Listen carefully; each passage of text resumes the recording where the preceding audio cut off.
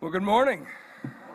It is good to see you here today. I hope that you've had a good weekend so far and are ready to enjoy the holiday in a couple of days. If you're visiting with us this morning, we are just grateful to have you. We're glad that you're here, and we hope that you come to know the love of God a little better by visiting with us today. We like to say that we are not a country club for perfect people, but a hospital for broken people, and hopefully you can relate to that as well. You'll feel right at home. I do want to just point out real fast, we do have a couple more weeks, and Mark mentioned this well, but a couple more weeks for us to come together and collect some items so that we can put together these gallon-sized Ziplocies to serve those who are experiencing homelessness. We like to do this in the summer. In the winter, take time to make these packages so that when you encounter somebody who's in a difficult position in life, we have something to offer them that can provide them immediate blessings in the name of our Savior. And so we would like to see this table get completely full. We've got a handful more Sundays, but be on the lookout for that. Please take some time out of your week to grab a few items. There are lists by both doors on things that we need so that we can serve those people. So I've been here long enough to know that we have a pretty fun group of people here at the Centerville Church of Christ. People who like to do all sorts of different activities. We have cyclists, we have quilters, we have airplane enthusiasts, fishermen and ladies, gardeners, and my personal favorite, Scottish folk dancers, right? You know, personally, I'm more of a hobby daydreamer. I look at some videos online on social media, I think, man, I think I would really like woodworking. And I keep thinking, I bet I would really like that if I actually did it, but I don't actually take the time to start anything new. Although I am very close to my 30s, and so I know I'm going to be down to a couple options: World War II history or smoking meat. Those are the rules. Once you hit like 35, I think you have to pick one. But there are a variety of hobbies and a lot of talents and skills and passions here within our church, and I think that's a fantastic thing. More and more, the medical world is coming out talking about how pursuing and engaging these enjoyable interests in your free time can really boost your health in a variety of different ways. And I fully believe that the Lord, He delights in us enjoying the good things of this world. You know, He gave us these personalities, and so taking the time to pursue the passions and interests that He gave you, He loves to see us do that. There's a psalm that talks about God delights in watching the Leviathan play in the ocean, right? I've got a good theology of play, that we don't have to be serious all the time, right? Hobbies are a very good thing. But have you ever wished that there was something in your life that you could demote to hobby status? Do you know what I mean? Like maybe that's your career. Like maybe you generally like your job, right? But if you could kind of do it on Saturdays, a few hours here, and a couple hours on Tuesday evening as you see fit and as you're well rested, you'd like it a whole lot better, right? I love my children, okay? I love my children, but if I could shift parenting to a hobby instead of a 24/7 job, I think I'd like it a lot more, okay?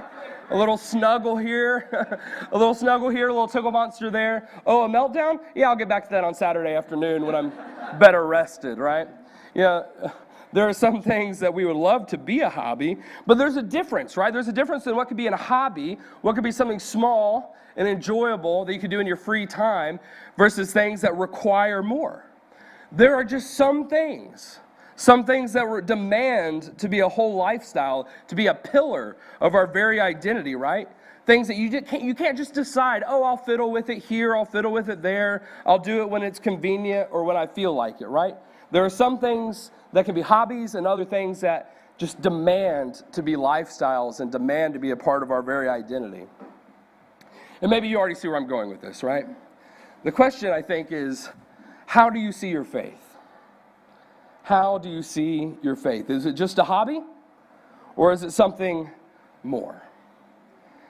Is it a whole lifestyle you're living? Is it a piece, a core of your very identity? Now, obviously, there is a preferred answer here from your preacher, okay? Right? No one up here is thinking, oh yeah, the better answer is a hobby-like faith. I think that's what's the better option. You know, and yet, even though we kind of know that's not what we want to pursue as believers, I would argue that this is the predominant form of the Christian faith in the Western world these days, okay? It is the dominant version of faith in our society, in our world that we live in. You know, we have been lulled into this state of Christianity where so many people believe in God, and yet their efforts to engage that God is seasonal at best, right? You know, prayer, reading the Bible, reading the scriptures, worshiping with the church, with the body, it all becomes something that we just do from time to time whenever it's convenient. We forget to do it, we don't do it as sustenance for the soul. You know, it's like, I like to think of myself as a fisherman. So I grew up fishing. I like to fish. I have not touched my fishing pole in about 2 years. It's in my office. I have this idea of waking up early one morning and coming to fish this pond behind us before work. Hasn't happened, but that fishing pole has not moved since I set it there in about 2021, okay? And yet if you ask me, I'm like, yeah, I like to fish. I'm a fisherman. All right? But I don't. It's not really something I actually do. It's this ideal I have. It's something I claim, but I don't actually engage it. And I have a lot of people who I love very dearly who have that same relationship with God, right? They believe in God. They claim, but there's no actual pursuit or action. And I'm not saying this to call anybody out, to make anybody feel bad, just really to point out, hey, this is kind of silly, isn't it? There's a bit of a disconnect here. It's something that we at least need to recognize and address sometimes. And while that defines a lot of modern Western Christianity, I know that's not the case for most of us here, okay? I know you. I see you. You are here just about every Sunday. I know that you invest in your faith, that it is a weekly commitment for you. And that's great. That's not what I was kind of referencing a second ago. But let me offer you a bit of a challenge, a bit of a hard word this morning, if I can. I don't do that to you too much, maybe more recently, but I don't do that to you too much. But let me offer you a bit of a hard word this morning. You can come to church every week and still have a hobby like faith, okay? You can come to church on Sunday morning, Sunday night, maybe even Wednesday night, and still have a hobby like faith. Because doing something on the weekends, maybe even 2 or 3 times a week, that's not a lifestyle, is it? That's what you do with a hobby. That's what a hobby is. You know, if faith isn't affecting you, if your faith isn't challenging you or informing your life Monday through Saturday, it's only a hobby. That's what it is. You know, when we think about it, we know that is not enough, right? We know that having something that we invest in once or twice a week is not going to be enough. You don't feed your body once a week, do you? Do you just like eat one meal on Sundays, maybe Wednesday night if you have some time, and then expect that to last you every day and through the week? No. You know, your body would grow weak. It would grow ill, really. So why do we think we can sustain our souls on such a meager diet? Why do we think our souls, which drives our very life force each and every day, which pursues happiness and joy and these things that we've been talking about for so long, how do we think we can enjoy full and abundant life if we're sustaining our souls on such a meager diet? And yet it's so easy, right? It is so easy to slip into a state of complacency where we let our souls starve on hobby faith. And so I kind of want to offer this morning a bit of a symptoms checklist, something that you would see in your doctor's office where you're sitting there waiting an hour after your appointment to be seen, right? And there's a list on the wall saying, hey, if you experience this, then you might have that, right? So that's a little bit of a symptoms list for a hobby faith this morning. What makes a hobby? And the first one that we've already been emphasizing, and I won't spend extra time on, is a lack of engagement, right? How much time do you spend investing in it, in your faith? Secondly, what sacrifices do you or would you make for your faith? Because a hobby, it doesn't tend to ask much of you. If it's a hobby faith, it won't ask you to sacrifice too much. Thirdly, and I think maybe one of the most important ones, is it doesn't shape other parts of your life. You can do it for a while and then move on to the rest of your life without it actually influencing anything else you do. It's just something you pick up and set down, and it doesn't shape you. It doesn't change who you are. And lastly, with a hobby, you can pick and choose what parts you like and what parts you don't. Oh, I like, this and that, so I'll do this here. But, because it's just a hobby, I'm not going to do that kind of hard part of the part I don't like. I mean, it's not for presentation at work. It's not for anything else. I'm just going to do what I like and not do what I don't like. You can push certain aspects aside and focus on what you only find to be beneficial or rewarding. So these are the elements of a hobby, right? This is what makes up a hobby. If you don't invest a lot of time into it, a little bit, if you don't really sacrifice for it much, if you pick and choose what you like, if it is just something that doesn't shape you, it's probably a hobby. And the reverse is what would be needed for something that was going to shape your whole life, something that would be your lifestyle, that would be a pillar of your identity, okay? It would be large and time-consuming investment that you would engage on a regular basis. It would call on you to make some sacrifices. And because you'd be so committed to that thing, you'd be willing to. It wouldn't be fun, it wouldn't be convenient, but because you're so committed to it, as a part of who you are, you'd be willing to sacrifice and do what it takes. And it would transform the way that you see the world and influence decisions across your life. And I think, outside of maybe the time, and I think I would even argue that, I think that might be the most important one, that third one there. How does it shape the other decisions in your life? Does it shape the other decisions in your life? That's kind of what the idea would be behind a Monday through Saturday Christian, is what you do on Sunday influence, inform, transform what you do the other days of the week. And then lastly, you would have to accept the whole lot of it, not picking and choosing what you like and what you don't, but accepting it all as a complete package that shapes you more than you shape it, right? Now, I think some of you are looking at this list, symptoms of a hobby faith, or really symptoms of a hobby, and realizing some of your hobbies are more of a lifestyle than an actual hobby, right? You think of the things you like to do in your spare time and think, oh man, I spend a lot of time on that. It does influence the way I do most of my week, and I would sacrifice a whole lot for it. And you realize your hobbies are actually more of a lifestyle. And hey, that's okay.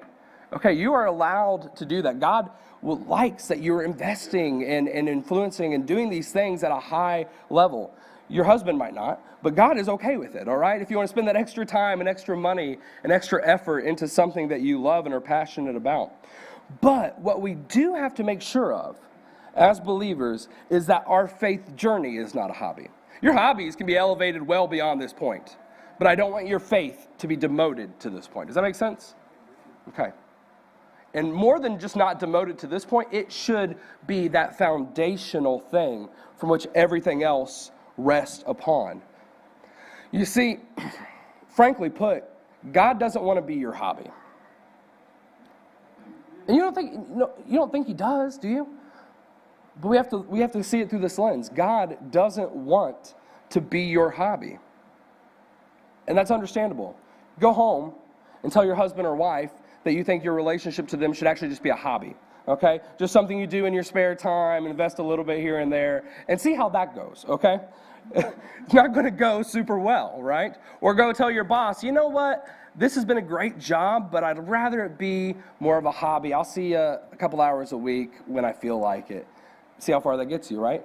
People don't want, especially these important things, these things that we recognize should carry a lot of weight. It's insulting then to treat them or it or the relationship like a hobby.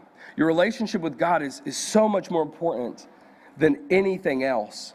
And he has no interest just being a hobby in your life. He wants your whole heart. He wants your whole being, your whole life. Not because he's just a greedy God who wants just you to be committed to him completely and do nothing else in your life. He knows the good that he can do in you and through you. Do you see that? God knows that if you loved him with your whole heart, mind, soul, and strength, that if he was the foundation of your very identity and not just a hobby, he could do beautiful things in you, for you, and through you, okay? And I believe that with my whole heart. I think that's what the Gospels teach us. And looking at this conversation, it got me thinking a lot about the church in Corinth, okay? The church in Corinth. The letter to the Corinthians, we read Paul gently, for the most part, not so gently in other elements, trying to guide these young Christians who had been largely treating their walk with Jesus as a hobby instead of as a way of life. And I know we talked about this a couple months ago on Senior Sunday. We talked about freedom, we talked about wisdom, we talked about discernment. We looked at some of their peculiar situations. But these people were just a mess, okay? You wouldn't want to go to this. Even as a hospital for broken people, I don't think we would want. There wouldn't be many of us here who would go to this church. They were doing all sorts of crazy, crazy things. They were partying in the old pagan temples. They were suing each other over petty things. They were treating the poor in their church like second-class citizens. They were openly sleeping with prostitutes. And they were rejecting the core tenets of Christianity like the resurrection, saying the resurrection isn't going to happen. We can sleep with prostitutes, that's okay. Even at one point, they're welcoming an incest relationship in their church. And Paul's like, no. Okay? They're like, the pagans don't think that's okay. You should not think that's okay. Like, but look how graceful we are. It's like, good, but let's calibrate that a little bit, okay? They had a lot going on. And so ultimately, I think to boil that down, and Paul is guiding them as young new Christians, I think you could define it to say that they were giving lip service to God. They were claiming to be Christians. They were participating in worship. They were participating in communion and worshiping God and these other things. But ultimately, they were treating it like a hobby that they did on Sundays that didn't affect the rest of their week, right? That's what it was. They did all the right things on Sunday, but it wasn't affecting their lifestyle the rest of the week. They could do anything they wanted to Monday through Saturday as long as they were worshiping God on Sunday, or so they thought. But that's not how the gospel works, is it, folks? It's not how the gospel works. We believe that in Christ our old selves, that burdensome, harsh creature that we used to be, has died, and that we've been raised a new creation in the light of God, that we are something new and better and can live in a higher plane, that walking with God is a better way than anything the world has to offer, that the hobbies, the vices, the pleasures of this world don't equal the beauty that is had in a life lived with God. We believe that we are truly brothers and sisters that live as citizens in a new kingdom that has come and that will come until heaven and earth are one. That is what it means to be a Christian. It's not something we pick up and put down. It's not something just for a couple hours on the weekend. It's not an add-on to an old life. It transforms and informs everything. If it doesn't, then we're not really getting the whole picture. We don't fully understand it. And Paul even says this to the Corinthians in his letter. Eventually, towards the end of chapter 10, he writes, "So whether you eat or drink or whatever you do it all for the glory of God. Make your decisions, live your life, every aspect of it for the glory of God." If we truly believe it,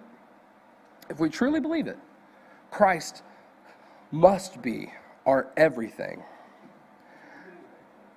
Okay, I'm not saying you got to go join a monastery, all right? You don't got to be a monk, you don't got to be a nun to do this, right? We can still be normal people, innocent men. Normal men, innocent men? No, okay. That was a joke for me than for anybody else. But we can still be normal people, but we will be a people whose very identity and foundation rests on the truths of God. And besides, we don't believe that God is just confined to these walls, do we? I hope not, right? If we only engage God or act like we can interact with God or relate to God when we're inside of these four painted walls and comfortable, most part, pews, then we don't understand God. He's existing well beyond all this. God is out doing incredible things in our world all over the place. If we hobbyize God, we're going to miss out on so many amazing things happening all around us. By living into God's Spirit, we will have our whole existence changed because we will see the world through God's eyes. And it will change everything. And like so many things, this is it's a cyclical process, you know. The more we're willing to invest in our relationship with God, to commit to being a disciple more than being a hobby maker of faith, the more we're going to come to enjoy the Lord, right? The more of His heart we're going to know. And when we know more of His heart, when we're fed more by His Spirit, we're going to want to invest more. And then we're going to dive a little deeper. We're going to want it more. And then we're going to invest more. And then we're going to know it more. And it goes and it goes and it goes. We hit speed bumps in life where we kind of fall out of that cycle. But that is the goal, to strive to just grow deeper and deeper and deeper. And it feeds itself. And it happens in that natural way. But first, we have to let God out of the box that we try to keep him in. All right? And there's been a lot of conversation in the Christian world over the last handful of years, really the last decade or two even, about the declining numbers on Sundays. If you follow into some Christian studies, some church studies, where you look at this stuff through magazines or articles, journals, whatever, you'll see that there's a lot of conversation about the declining numbers on Sundays, how church membership and even church participation in general is shrinking.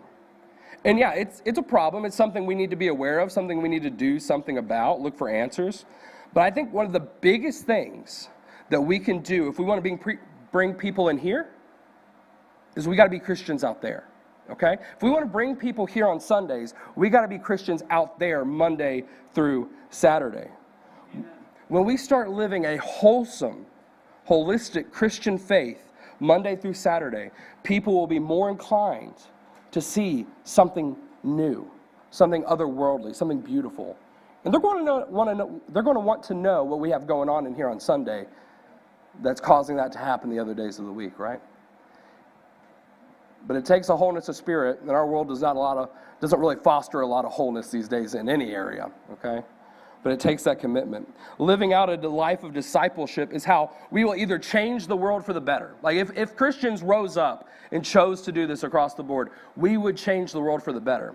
But if we continue to have a hobby-like faith, we're really going to mess the world up. We're just going to send it into a worse place and set it up for failure.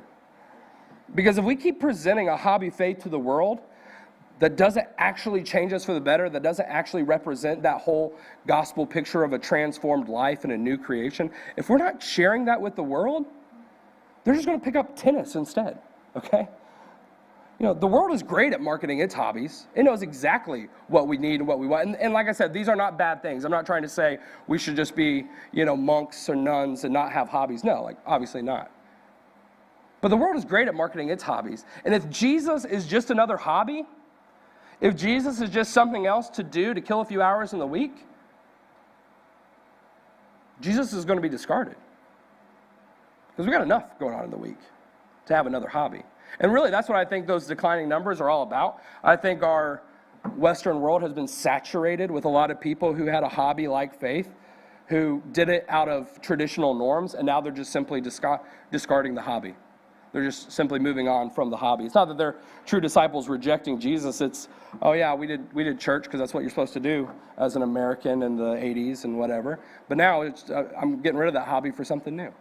So it's important that when we introduce people to Jesus, we make sure that they know that this isn't another hobby.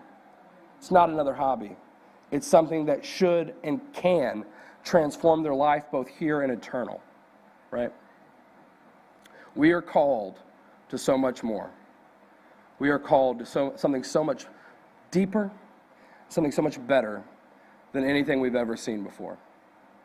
Can't be a hobby. Let me close out this morning with this short passage from Romans chapter 12. Paul writes, "Therefore I urge you, brothers and sisters, in view of God's mercy, to offer your bodies as living sacrifice, holy and pleasing to God. This is your true and proper worship. Do not conform to the patterns of this world, but be transformed by the renewing of your mind. Then you'll be able to test and approve what God's will is, his good, pleasing, and perfect will." Folks, if you're here this morning and you're ready to take on that life commitment, if you're ready to adopt Jesus and be baptized into his life and into his blood to transform everything, we would love for you to take on that new life in baptism today. Or if you simply like the prayers from the church, maybe because you recognize there has been a hobby faith and you're looking for something deeper and you know there is something deeper, we invite you to get prayers as well. Whatever need you may have, we invite you to come and seek answers. You just need to come forward as we stand and as we sing.